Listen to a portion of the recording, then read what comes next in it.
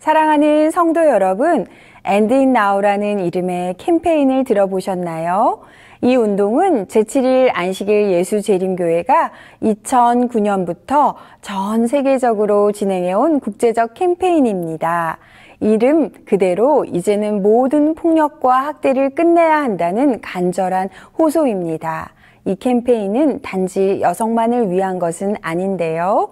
우리가 일상에서 외면해왔던 가정폭력, 성적 학대, 정서적 억압, 경제적 착취 등 모든 형태의 폭력에 맞서려는 우리의 신앙적 결단입니다.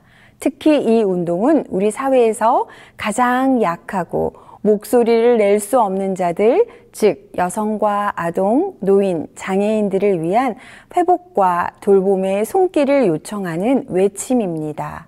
하나님께서는 교회가 세상에서 가장 안전한 공간이 되기를 원하십니다. 그러나 현실은 어떠합니까? 교회 안에서조차 고통을 겪고도 말하지 못한 채 침묵 속에 갇혀 있는 이들이 있습니다. 더 안타까운 것은 주변의 무관심과 침묵이 그 상처를 더 깊게 만든다는 사실입니다. 잠언 31장 8절과 9절은 다음과 같이 말합니다. 너는 말 못하는 자와 모든 고독한 자의 송사를 위하여 입을 열지니라. 너는 입을 열어 공의로 재판하며 공고한 자와 궁핍한 자를 신원할지니라. 성경은 우리에게 이렇게 명령합니다. 입을 열라, 목소리를 내라, 약한 자들을 대신하여 말하라. 이것이 바로 And It Now 캠페인의 핵심 메시지입니다. 신앙은 단지 말씀을 듣고 기도하고 예배드리는 것에 그치지 않습니다. 신앙은 불의한 현실 앞에서 침묵하지 않고 고통받는 자들과 함께 서는 것입니다. 예수님은 이 땅에 계실 때 약한 자들, 상처 입은 자들, 외로운 자들과 함께 하셨습니다. 그분은 폭력적인 군중 속에서도 가늠한 여인을 보호하셨고 병든 자, 소외된 자에게 다가가셨습니다. 우리는 그분의 몸된 교회입니다. 그렇다면 우리 교회는 이 시대에 고통받는 이들에게 가장 따뜻한 피난처, 가장 안전한 울타리가 되어야 합니다. 교회는 더 이상 그럴 리 없어, 설마 교회에서 그런 일이? 라는 말로 스스로를 방어해서는 안 됩니다. 폭력은 어디든 존재할 수 있고 침묵은 곧 방조가 될 것입니다. 매년 전 세계의 재림교회들은 And It Now 강조 주간을 통해 폭력 없는 세상을 향한 구체적인 실천을 다짐합니다. 각 학회도 여성 전도부를 주축으로 And It Now 강조 주간에 대총회가 제공한 자료들을 활용해서 설교, 세미나, 기도회, 교육 등을 실시하므로 모두가 함께 이 사명에 동참하고 있습니다. 사랑하는 성도 여러분, 이 일은 누군가 소수만 하는 그들의 일이 아니라 하나님 나라를 사모하는 우리 모두의 사명입니다. 북아시아 태평양 지회 여성전도부장 라켈 아라이스는 이렇게 말했습니다. And It Now는 단순한 캠페인이 아닙니다. 이것은 말 못하는 자들을 위한 하나님의 부르심입니다. 오늘 우리 각자가 그 목소리를 대변해 주시기 바랍니다. 누군가의 아픔에 함께 울어주고 그의 목소리가 되어줄 때 폭력은 더 이상 우리 공동체 안에 설 자리를 잃게 될 것입니다. 이 운동은 침묵 속에 고통받는 피해자들에게 희망과 치유의 사역이 될 것입니다. And It Now는 교회가 세상 속에서 정의와 사랑의 빛을 비추는 실제적인 방법이며 그리스도의 이름으로 고통받는 이웃을 향해 손을 내미는 믿음의 실천입니다. 올해 And It Now 강조 주간에 다룰 주제는 바로 노인 학대입니다.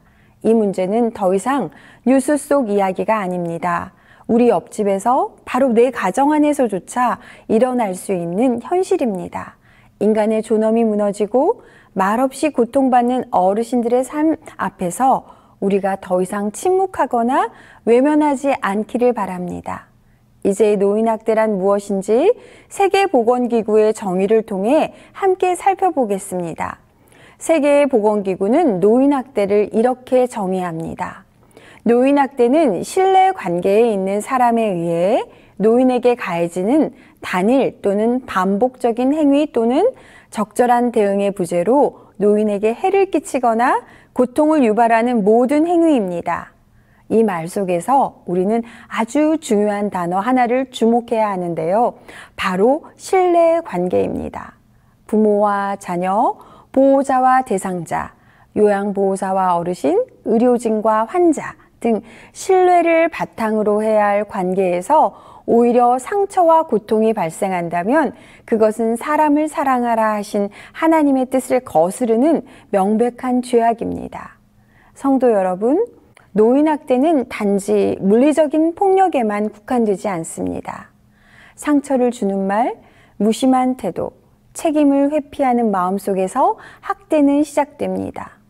밀치고 때리고 구속하는 신체적인 학대, 무시하거나 욕설을 하거나 협박을 하거나 겁을 주는 정서적인 학대, 동의 없이 재산을 사용하는 경제적인 학대, 동의 없이 신체 접촉을 하거나 음란한 언행을 하는 성적 학대, 필요한 돌봄, 식사, 약, 위생 등을 제공하지 않는 방임, 스스로 돌보지 못하는 상황을 외면하고 방치하는 자기 방임, 이 모든 것들이 노인학대의 유형입니다. 어떤 학대는 너무 노골적이어서 숨길 수가 없고 어떤 학대는 너무나 조용해서 아무도 눈치채지 못합니다. 그러나 공통점은 하나인데 학대는 모두에게 고통을 남긴다는 것, 그리고 이러한 노인학대에 우리에게 일말의 책임이 있다는 것입니다. 사랑하는 여러분, 성경은 우리에게 무엇이라 말합니까? 내 부모를 공경하라. 그리하면 내 하나님 여호와가 내게 준 땅에서 내 생명이 길리라. 출애굽기 20장 12절. 이 말씀은 단지 부모를 공경하라는 뜻이 아닙니다. 부모님의 삶과 존재 자체를 귀하게 여기라는 하나님의 명령입니다. 공경이란 단순한 존경을 넘어서 실제적인 돌봄과 책임을 포함합니다. 자녀들은 마땅히 부모에게 존경과 사랑을 보여야 합니다. 선지자는 그 어떤 죄보다 부모를 슬프게 하는 것이 더 심각하다고 경고합니다. 잠언 23장 22절은 말합니다. 너를 낳은 아비에게 순종하고 늙은 어미를 경멸하지 말라. 노인을 무시하거나 방치하는 것은 하나님의 형상대로 지음받은 생명을 경시하는 일이며 하나님을 무시하는 것과도 같은 죄악입니다. 노인학대는 더 이상 개인의 문제가 아닙니다. 급속히 고령화되는 이 시대에 그것은 우리 모두의 책임이자 공동의 과제입니다. 가정에서 부모님을 돌보는 일이 버거우십니까? 그렇다면 형제 자매들과 함께 책임을 나누십시오. 감정적으로 지쳐 있다면 가족끼리 대화하고 서로 이해하며 기도하십시오. 요양시설, 의료기관, 지역사회에서도 어르신의 권리가 지켜지고 있는지 감시하고 보호해야 합니다. 교회는 노인들의 아픔을 함께 듣고 기도하며 필요한 제도나 기관을 연결해주는 사랑의 통로가 되어야 합니다. 성도 여러분, 우리는 예수님의 마음을 본받아 살아야 할 사람들입니다. 예수님은 약하고 소외된 자, 자기의 목소리를 내지 못하는 자를 향해 늘 먼저 손을 내미셨습니다. 지금 우리가 돌보아야 할 이웃은 바로 침묵 속에 고통받는 우리의 어르신들입니다. 노인을 학대하거나 방치하는 것은 하나님이 맡기신 생명에 대한 배반입니다. 이제는 외면하지 맙시다. 우리 가정과 교회에서 이 땅의 어르신들이 존엄하게 살아갈 수 있도록 함께 기도하고 행동하는 공동체가 되기를 소망합니다. 사랑하는 여러분, 사랑은 말이 아니라 삶의 태도이며 행동입니다. 우리가 지금 당장 실천할 수 있는 가장 가까운 곳, 바로 우리의 가정에서부터 시작해 봅시다. 잠시 눈을 감고 떠올려 보시기 바랍니다. 여러분의 마음속에 떠오르는 어르신이 계신가요? 부모님, 조부모님, 연세 많으신 이모나 삼촌, 혹은 이웃 어르신 중 그분들 누군가는 지금 이 순간 고요한 방 안에서 외로움과 침묵을 견디고 계실지도 모릅니다. 저는 7남매의 장남으로서 가족을 책임지셨던 아버지와 어머니께서 친할아버지, 친할머니를 정성껏 돌보시던 모습을 기억합니다. 할아버지가 췌장암으로 돌아가신 후 홀로 남으신 할머니는 적적하고 외로우셨는지 늘 라디오를 켜두고 지내셨습니다. 제가 할머니께 여쭌 적이 있습니다. 할머니, 왜 라디오는 하루 종일 켜두세요? 그러자 할머니께서 조용히 말씀하셨습니다. 사람 목소리가 들리면 마음이 좀 편해지거든. 그 짧은 대답은 제 마음의 깊은 울림으로 남아 있습니다. 사랑의 실천은 한 통의 전화에서 시작될 수 있습니다. 오늘 하루 잠시 시간을 내어 부모님이나 어르신께 안부 전화를 드려보세요. 길지 않아도 괜찮습니다. 어머니 식사는 하셨어요? 아버지 잘 지내시죠? 그 한마디는 마치 따뜻한 햇살처럼 어르신들의 마음을 녹이고 밝히는 빛이 될 수 있습니다. 그리고 여쭈어 보시기 바랍니다. 불편하신 건 없으세요? 먹고 싶었던 건 없으셨어요? 필요한 건 언제든지 말씀해 주세요. 사려 깊은 질문 하나하나가 곧 사랑의 표현이며 우리의 섬김은 하나님 앞에 드려지는 가장 실제적인 예배가 될 것입니다. 때로는 좋아하는 음식을 직접 준비해 찾아뵙고 두 손을 조용히 잡아드리며 진심을 담아 말씀드려 보십시오. 어머니 사랑합니다. 아버지 늘 존경합니다. 그리고 그 자리에서 함께 눈을 감고 기도드릴 수 있다면 더욱 좋겠습니다. 하나님, 우리 어르신들의 하루를 평안으로 감싸주시고 기쁨과 은혜로 가득 채워주세요. 그 기도는 어르신의 마음에 말로 닿을 수 없는 평안과 위로가 될 것입니다. 물론 어떤 분들에겐 부모님과의 관계가 결코 단순하지 않을 수 있습니다. 쌓여있는 아픔과 상처, 아직 풀지 못한 감정의 매듭이 사랑합니다 라는 말조차 어렵게 만들 수 있습니다. 그러나 성도 여러분, 하나님은 우리의 상처를 아시고 싸매시는 분이십니다. 틀어진 관계 속에서도 회복의 씨앗을 심으시고 화해의 통로가 되기를 원하십니다. 작은 용기 하나, 진심 어린 짧은 인사, 조심스러운 눈맞춤이 그 단절을 이어주는 첫 걸음이 될 수 있습니다. 우리가 이렇게 일상 속에서 사랑을 실천할 때 그 행동은 단순한 친절이 아니라 하나님께 올려드리는 거룩한 제사가 될 것입니다. 때로는 사랑합니다라는 진심 한마디가 수많은 찬양보다 더 깊은 향기가 되어 하나님의 마음을 감동시킬 수 있습니다. 우리가 베푸는 돌봄과 손길, 그리고 간절한 기도는 삶의 자리에서 하나님께 드리는 가장 진실한 예배이며 사랑으로 세워가는 거룩한 제단이 될 것입니다. 사랑하는 성도 여러분, 하나님께서 우리를 사랑하셨듯 우리도 서로 사랑합시다. 특히 말없이 우리를 기다리고 계신 어르신들께 오늘부터 작은 사랑을 실천해 보십시오. 그 손을 잡아드리며 그분들의 이야기를 들어드리며 짧은 안부와 따뜻한 눈길로 하나님의 사랑이 우리의 삶 가운데 살아 숨쉬고 있음을 보여드립시다. 사랑은 그리 결코 멀리 있지 않습니다. 가장 가까운 이에게 먼저 다가가는 것이 가장 크고 진실한 사랑입니다.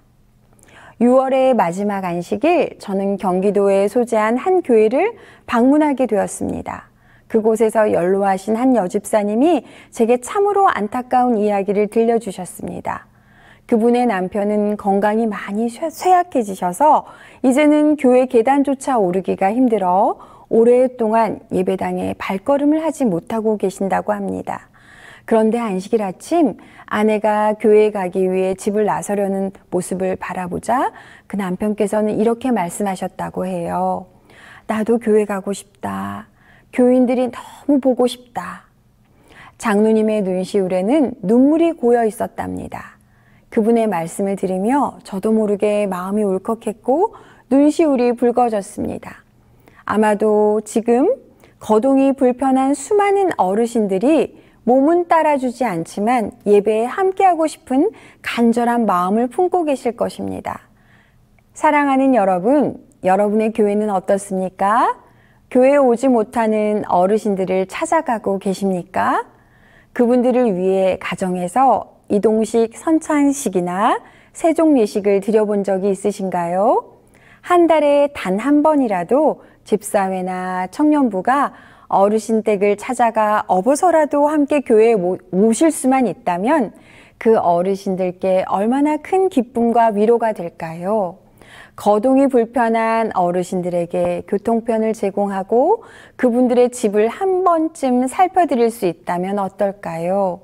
장마철에 누수되는 곳은 없는지, 버리고 싶은 짐이 있는데 힘이 없어 치우지 못하고 계시지는 않는지, 낡은 가구 하나 수리해드리고 꺼진 전구 하나 갈아드리는 그 손길이 어르신들에겐 정말 따뜻한 복음이 될 것입니다.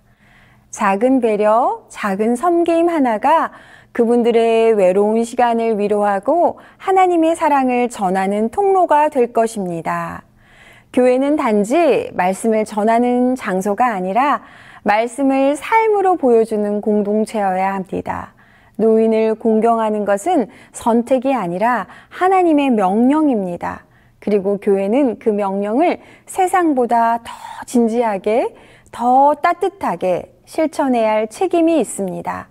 우리는 너무 오랫동안 노인들을 소홀히 대해 왔습니다. 이제 하나님께서 우리를 다시 부르십니다. 너희는 너희 부모를 공경하라. 그래야 너희가 사는 날이 길리라. 사랑하는 성도 여러분, 시편 71편 9절과 18절의 말씀을 기억하시기 바랍니다. 내가 늙었을 때에 나를 버리지 마소서. 내 힘이 쇠약할 때 나를 떠나지 마소서. 내가 늙고 백발이 되어도 주여 나를 버리지 마소서. 내가 주의 능력을 후세에 전하기까지. 이 말씀은 노년의 시간조차 하나님의 계획 안에 있다는 깊은 고백입니다.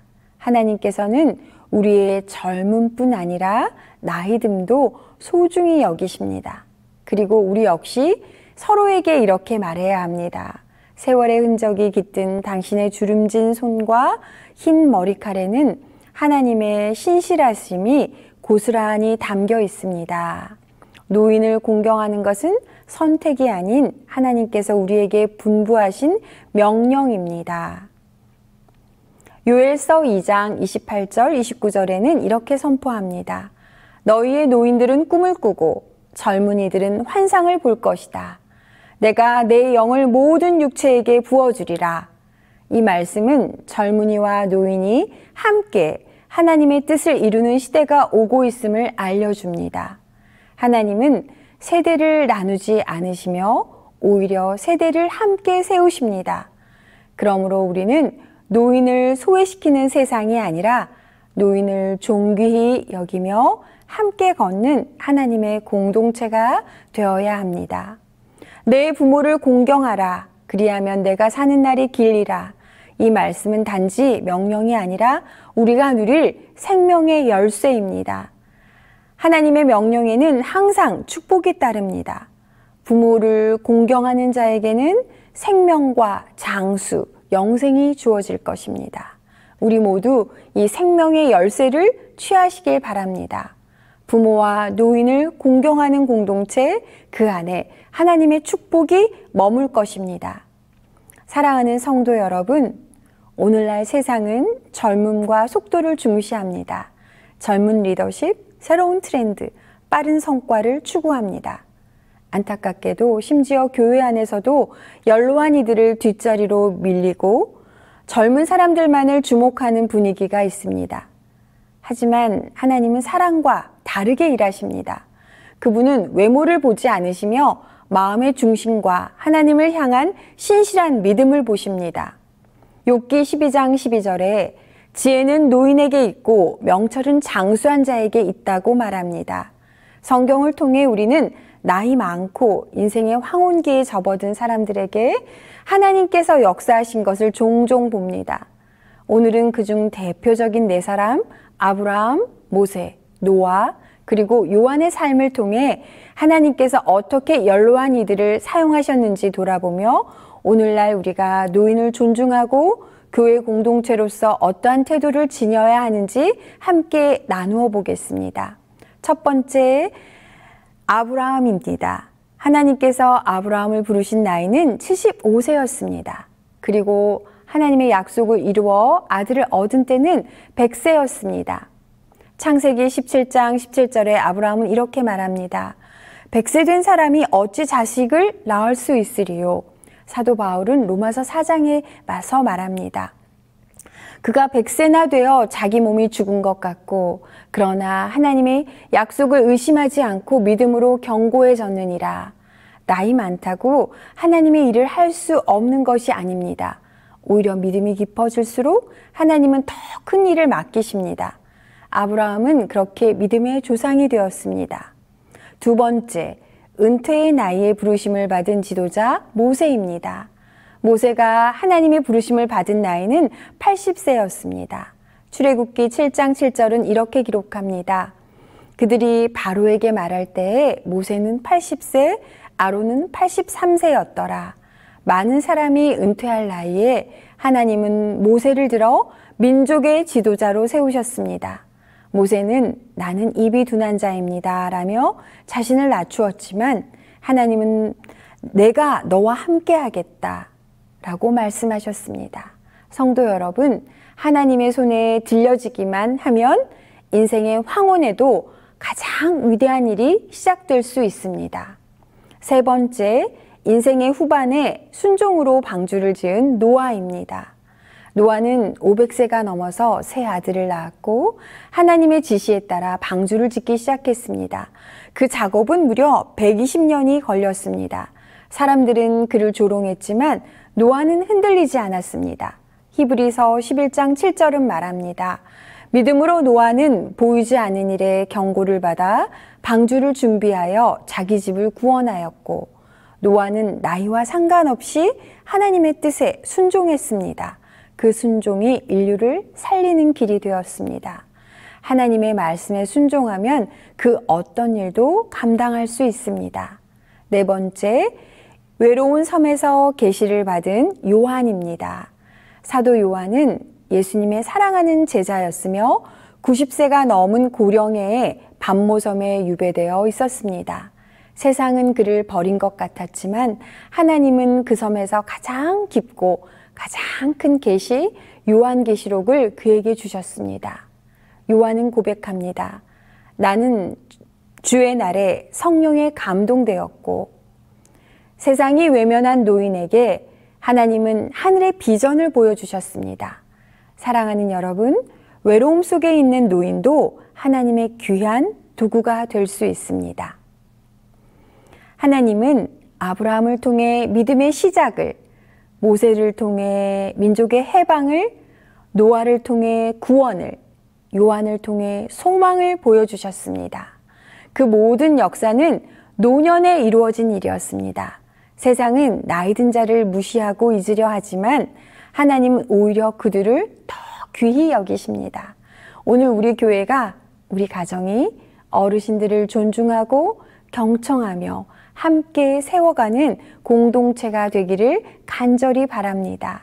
그리고 사랑하는 어르신 여러분, 하나님은 여전히 여러분들을 부르고 계십니다. 나이 들었다고 뒷짐지고 계실 이유가 없습니다. 하나님은 지금 이 순간에도 여러분들을 통해 일하시기를 원하십니다. 젊은 세대는 그 지혜와 신앙의 깊이를 배우며 노인을 존중하는 공동체로 자라가야 할 것입니다. 노인을 향한 사역은 단순히 돕는 차원을 넘어서 하나님의 가족으로서 마땅히 감당해야 할 책임이며 은혜입니다. 교회가 어르신들을 품을 때 그 안에 하나님의 나라가 더 분명하게 드러나고 모든 세대가 하나님 나라의 사랑을 경험하게 될 것입니다. 비록 국가는 고령화 사회에 대응해 노인 복지 체계를 넓혀가고 있지만 교회는 그 공적 제도를 연결하고 채워주는 사랑의 통로가 될 수 있습니다. 복지에 손길이 닿지 못하는 외로운 어르신들을 찾아내고 지역사회와 손잡고 돕는 일에 앞장설 때에 우리 교회는 하나님의 따뜻한 마음을 이 땅에 실현하는 생명력 있는 공동체가 될 것입니다. 노인학대는 신체적, 정서적 상처뿐 아니라 인간의 존엄을 해치는 심각한 사회 문제입니다. 예방은 단지 폭력을 막는 것이 아니라 노인을 존중하고 돌보는 문화를 세우는 것에서부터 시작됩니다. 개인과 가족, 지역사회, 교회에서 실천할 수 있는 노인학대의 예방법에 대해서 알아보겠습니다. 먼저 개인 차원의 예방법을 알아보겠습니다. 노인과 정기적으로 대화하고 안부를 확인하시기 바랍니다. 하루 종일 혼자 TV만 보게 하거나 정서적 교류 없이 방에만 두는 방치, 무관심, 고립도 학대의 한 형태입니다. 왜 이렇게 말귀를 못 알아들어요? 와 같은 폭언, 힘들게 하며 요양원에 보내버릴 거예요? 와 같은 협박, 그리고 자녀를 과잉보호하는 것도 학대의 한 유형인 것처럼 노인을 어린아이처럼 다루며 자존심을 상하게 하는 것도 학대의 일종입니다. 어르신들에게 존댓말, 경청, 친절한 태도로 대하시기 바랍니다.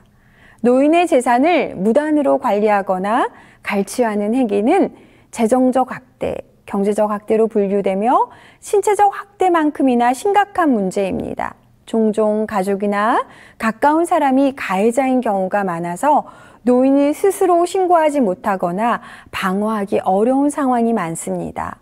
보호자나 자녀가 노인 명의 통장에서 허락 없이 돈을 인출하거나 생활비로 사용하거나 연금 등을 자녀 명의 계좌로 이체시키고 노인은 쓰지 못하게 한다든지 노인의 집이나 땅을 부당하게 자녀나 타인 명의로 이전하거나 강요하게 하는 행위, 노인의 인지 능력이 약해진 틈을 타서 법률, 재산 관련 위임장을 작성하게 하는 것, 자녀가 노인의 카드를 무단으로 사용해도 가족이니까 괜찮다며 정당화하는 것, 노인의 돈을 사업에 이용해서 자신의 사업자금이나 빚을 노인 명의로 대출하거나 돈을 요구하는 것 등은 재정적 학대에 해당합니다. 노인이 자기 돈을 관리하고 경계할 수 있도록 돕는 금융교육이 필요한 경우 신뢰할 수 있는 후견인 또는 공적 보호자를 지정해야 합니다. 노인이 스스로 보호할 수 없을 때 신고기관을 활용하는 것도 도움됩니다. 노인 전문 보호기관이나 또 노인의 통장, 부동산 서류는 노인이 직접 보관하거나 제3자가 보관하도록 하는 것도 도움이 될 수 있습니다. 다음은 가정에서 실천할 수 있는 예방법인데요. 하나님께서 우리에게 가장 귀한 축복을 주신 장소가 바로 가정입니다. 가정은 사랑을 배우는 곳이요, 서로를 돌보는 하나님의 첫 공동체입니다.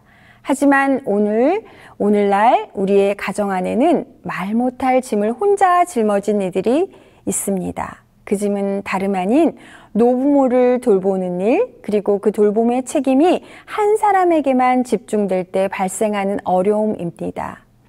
우리 가정이 어떻게 함께 이 책임을 나누고 하나님 앞에서 온전히 돌봄의 사명을 감당할 수 있을까요? 한 사람이 짊어지기엔 너무 무겁습니다. 노인을 돌보는 일은 큰 인내와 헌신이 요구되는 일입니다. 그러나 그 무거운 돌봄의 짐이 오직 한 사람에게만 주어질 때 그 사람은 육체적으로, 정서적으로, 심지어 영적으로도 소진될 수 있습니다. 엄마 때문에 내 삶이 없어졌어요. 나는 이렇게 고생하는데 너희들은 뭐 하는 거야? 이러한 말들은 단지 분노의 표현이 아닙니다.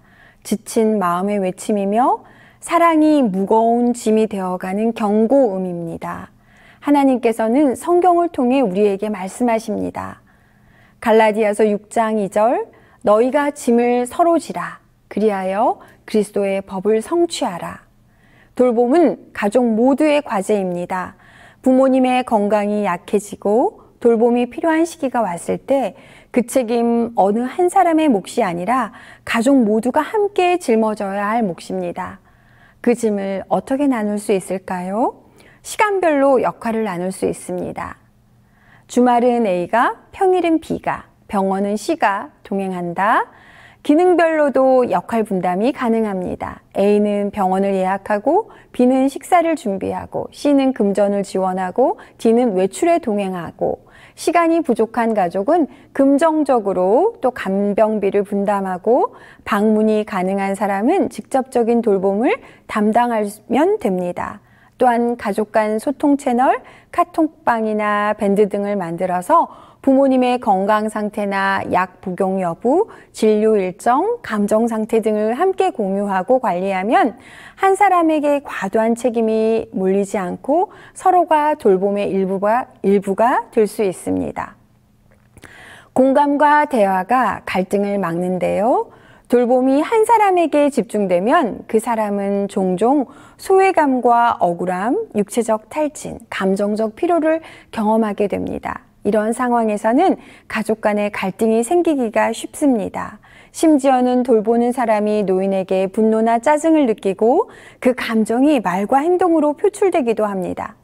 사랑하는 성도 여러분, 이러한 상황이 오기 전에 대화와 공감의 시간을 가지십시오. 수고 많아. 누님 덕분에 우리가 모두 안심하고 살아요. 그 말 한마디가 지친 마음을 살리는 생수가 될 것입니다. 성도 여러분, 돌봄은 누군가 혼자 희생해서 끝나는 일이 아닙니다. 돌봄은 가족 모두가 삶의 한 부분으로 받아들여야 할 소명입니다. 우리는 하나님 앞에서 부모님을 사랑으로 부양해야 할 자녀들이며 그분들의 마지막 시간을 외롭지 않게 존엄하게 사랑으로 감싸드릴 책임이 있습니다. 이 일이 고단해 보일 수 있습니다. 그러나 그 돌봄의 시간은 하나님의 사랑을 실천하는 시간이며 가정을 다시 하나로 묶는 은혜의 시간이 될 수 있습니다. 오늘 여러분의 가정이 다시 함께 대화하고 돌봄을 함께 짊어지며 그 속에서 하나님의 평강과 사랑을 경험하는 복된 공동체가 되기를 간절히 소망합니다. 우리는 나날이 고령화되는 사회 속에서 살아가고 있습니다. 그 속에서 혼자 살아가는 어르신들이 점점 많아지고 있고 때로는 우리가 모르는 사이에 고립과 학대, 돌봄의 사각지대 속에서 힘겨운 시간을 보내고 있는 분들도 많습니다. 이 땅의 마지막 진리교회로서 하나님의 백성으로서 고립된 어르신들을 향한 우리의 책임과 사명을 살펴보는 것으로 마무리하려고 합니다. 먼저 우리는 고립된 어르신을 찾아 나서야 합니다. 예수님께서는 길 잃은 한 마리 양을 찾기 위해 99마리를 들에 두고 나가신 분이십니다. 교회 역시 잊히고 보이지 않고 말없이 고통받는 어르신을 먼저 찾아 나서야 합니다. 우리 마을에, 교회에 자주 보이지 않는 어르신은 안 계신지요? 홀로 식사하는 어르신, 이전보다 말씀이 적어진 분이 계시지는 않는지요? 지역의 이장님, 주민센터 복지관 등과 협력해서 취약한 노인을 발굴하는 일은 바로 우리가 감당해야 될 선한 사역입니다. 이것은 단순한 복지가 아니라 잃어버린 한 영혼을 찾는 예수님의 명령입니다.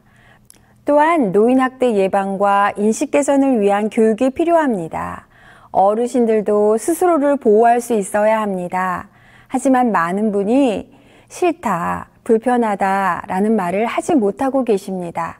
이것은 단지 성격의 문제가 아니라 사회적 인식과 문화의 문제입니다. 교회는 이러한 교육의 장이 되어야 합니다.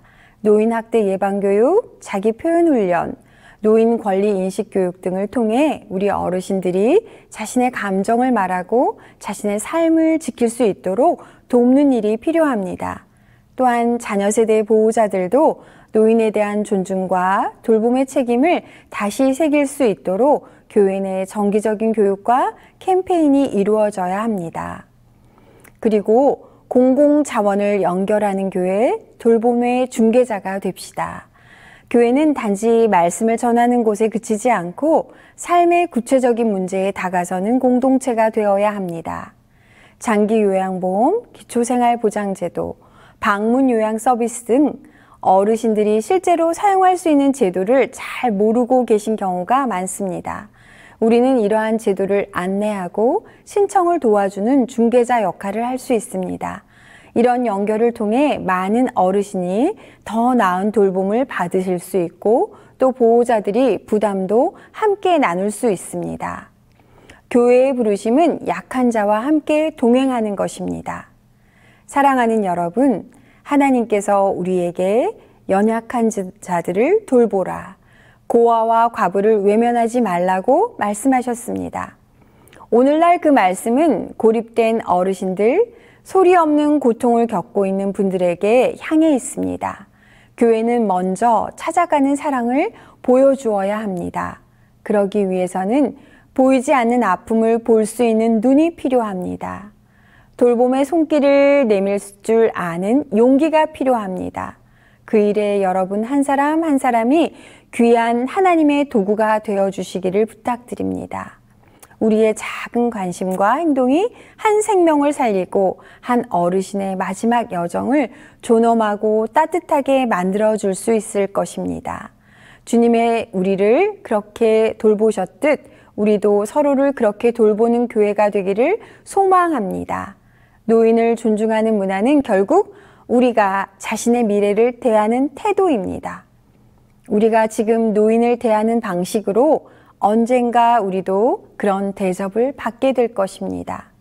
노인을 공경하는 사회는 세월이 흐를수록 더 따뜻해질 것입니다. 교회와 가정 그리고 사회가 함께 연대해서 존중과 공감의 문화를 세워갈 때 노인뿐 아니라 모든 세대가 더 아름답고 따뜻하며 조화로운 공동체가 될 것입니다.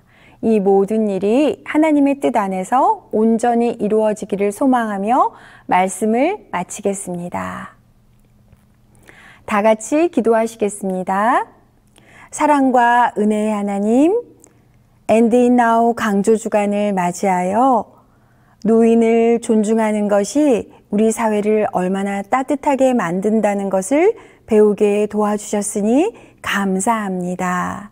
예수님이 연약한 자들을 찾아가서 그들에게 힘과 생명을 주셨던 것처럼 우리도 연약한 자, 이웃들을 찾아가 그들을 돕고 그들에게 생명을 나누어주는 따뜻한 공동체가 다 될 수 있도록 도와주세요. 사랑이 많으신 예수님 이름으로 간절히 기도합니다. 아멘.